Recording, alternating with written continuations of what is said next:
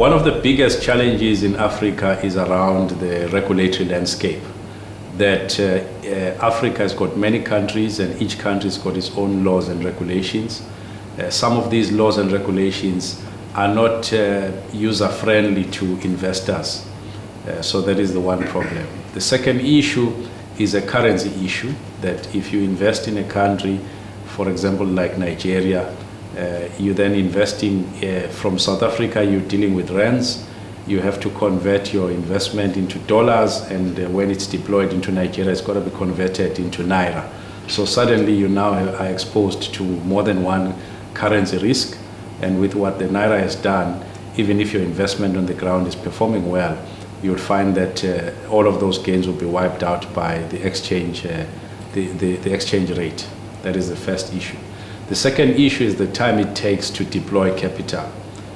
Even if you have allocated capital in Africa, again, the environment is such that it takes you a while to be able to cross all the T's and dot all the I's before you can deploy capital. And as we all know, that the longer you take to deploy capital, it does have a cost factor to it.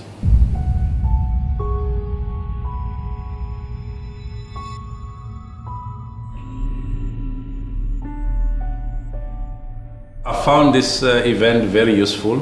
Firstly, from a networking point of view, I've been able to connect faces with people that I've interacted with via the phone or via email. Secondly, the issues that were being discussed in this conference are critical issues that cut across the board. You may sit in your corner thinking that your problems are your problems only, but when you engage in a forum like this, you find that your problems are actually common problems. And hopefully out of this conference, there will be common solutions that will come out of it to help the ease of doing business.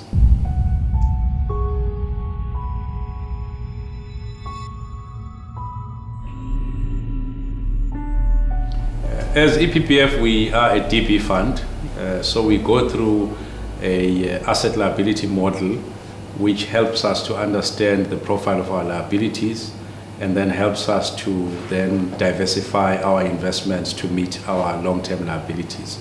Firstly, we are also guided by the regulations. In South Africa, there's a regulation called Regulation 28, which also limits in terms of what asset classes a pension fund can invest in, as well as also limit the geography in which you can invest in. So in terms of our asset liability modeling, we can invest up to 25% of our assets offshore in developed markets. We can invest 5% into Africa, and the rest we have to keep in South Africa. And then within that, we then choose different asset classes, which then helps us to make sure that we diversify our portfolio.